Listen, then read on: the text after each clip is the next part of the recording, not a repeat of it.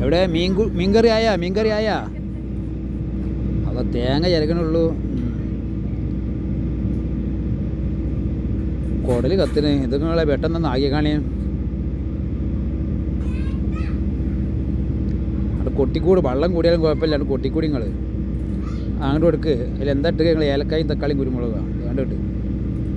എന്താ പുളി അതെ രസാ എന്താ ഒഴിച്ചേ ഇപ്പം ഇതിൽ അവിടെ കുറച്ച് ഉപ്പിട്ടേക്ക്. തിജി കത്തിക്കാണ്ട് എത്തിരി നേരേക്ക് ഒറ്റിന്ന് സാധനങ്ങൾ. ഉപ്പിട്ട് ചോറ് വയ്ക്കണേ ആദ്യം ഞങ്ങൾ കൂട്ടാണ്ടൊക്കെ ഉണ്ടല്ലോ. പയിച്ചിട്ട് ഇറങ്ങാറായി മനുഷ്യന്മാർ. വെയിലുകൊണ്ട് വന്നാണ്. തായ് നല്ല മണം വരുന്നേ. ആരത് ഇട്ടത്? വിക്സിൻ്റെ മണം വരുന്നുണ്ടല്ലോ. കയ്യൊക്കെ ഇട്ടില്ല ആരും. അങ്ങനെ 2 കഷ്ണം ഏറെ ഇട്ടോളി, കുഴപ്പമില്ല. പിന്നെ പൊരിക്കാൻ കേക്ക് ചാറാണ് കിട്ടേണ്ടി. മീൻ പൊരിച്ചില്ലെങ്കിൽ കുഴപ്പമില്ല. ഓംപ്ലേറ്റ് ഇല്ലേ?